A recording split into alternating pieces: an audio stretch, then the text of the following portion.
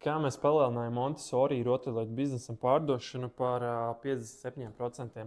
Turpinu skatīties un pastāstīšu to sīkāk. Tad šī bija pilna funeļa stratēģija, kas sevi ietvēra visus mārketinga soļus. Sākām ar jaunu klientu piesaisti, ar funeļa augšdaļu un beidzām ar lietotāju konvertēšanu, kas ir funeļa lejasdaļa. Mērķis šajā gadījumā bija palielināt zīmola atpazīstamību jaunā tirgu. Tātad izstrādājām vizuālās materiālus, kas ietvēra mērķa auditorijai saistošus elementus un saturu kā tādu. Tās bija gan lietotāja atsauksmes, profesionāļu komentāri un, protams, arī paši attēli ar produktiem. Atslēgas elements noteikti šajā gadījumā bija skaidri definētās uzņēmuma vērtības un pats piedāvājums, kas noteikti bija priekšrocības starp konkurentiem.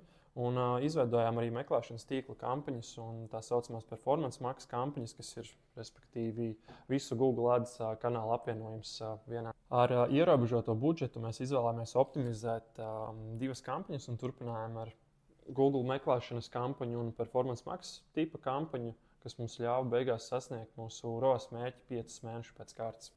Aprīlī investējām vislielāko budžetu, kas arī pozitīvi rezultējās ar augstāko sasniegto ROAS starp šiem mēnešiem. Ja vēlaties uzlabot savu reklāmas atdevi, tad pievienojies mūsu klientu lokam un piesakies konsultācijai jau šodien vai arī rītdien, bet nevēlāk. Čau!